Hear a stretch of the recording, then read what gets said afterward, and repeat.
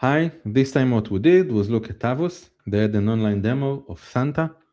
So I went online, ran a call for 2 minutes, talked to Santa, I had to, then downloaded the WebRTC internals dump file and uploaded it here into rtcstats.com.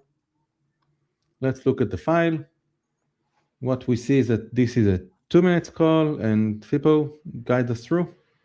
Yes, so we see audio and video in both directions. Yep.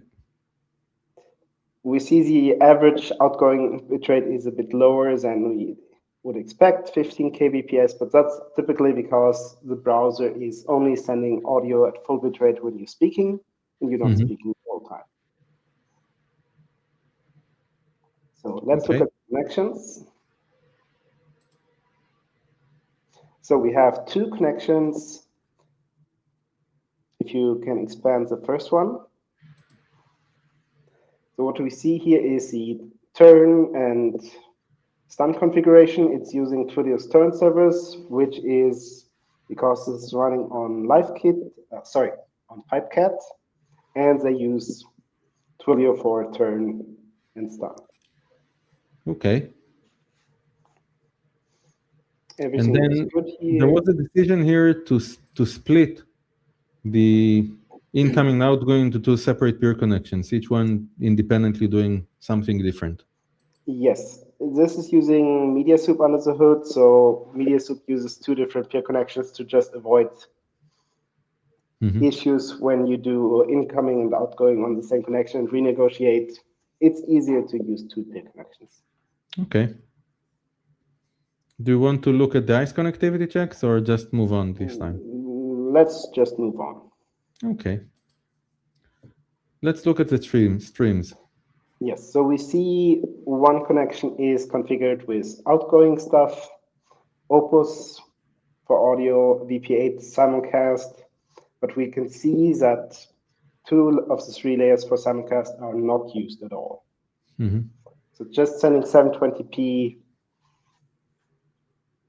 which makes sense for a one-on-one call, because in a one-on-one call you don't need simulcast, but then why are you using and configuring simulcast in the first place? Yes, this simulcast makes no sense here if it's one-on-one, especially if you're talking only to a bot online. Yes, but this is pretty common. If these frameworks only are built for multi-party use cases, they offer simulcast by default, and then you can turn it off. Okay. Good. So looking at the streams, we have audio for outbound. Yep. You can open that one, please. And go to bytes. Sorry? Go to bytes. Okay. Yes, you can see here we have a bitrate of 15 baseline, and then we have these spikes to 32 kbps when you're speaking. Yep. Which explains the lower than usual average.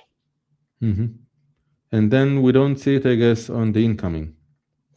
If you look at the incoming, no, we actually do. And it's interesting because it's actually the exact opposite of the spikes. Yes. So it's a variable bitrate encoding. On both not ends. Doing anything if the bot is not speaking. It drops to 20 kbps, which is still a lot for silence, but depends how the encoder is configured. Yep. Okay. And then something that I noticed, by the way, in many of these bots is that the audio is too loud on the incoming stream. They sometimes generate the audio in higher volume than they probably should. I found that interesting. You can always reduce the volume on the elements that you're playing, which is what they might be doing. Okay. And then these are my devices this time. Yes. So microphone, video, if you're sending video, that makes sense. Yep. And we've got the logs in this case. Yes. And if you can take a look at some set remote description, first one should be good. Set remote, this one? Yes. Yes. I mean, I know how MediaSoup works. It's clear that this answer is from MediaSoup. Okay.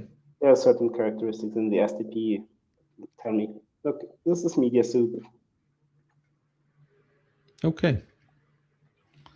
So if you've got a service and you want to try and figure out what the service is doing, to optimize it, to see how you compare to others, come check us out at rtcstat.com, sign up, and create your own account and upload your own WebRTC internals dump files.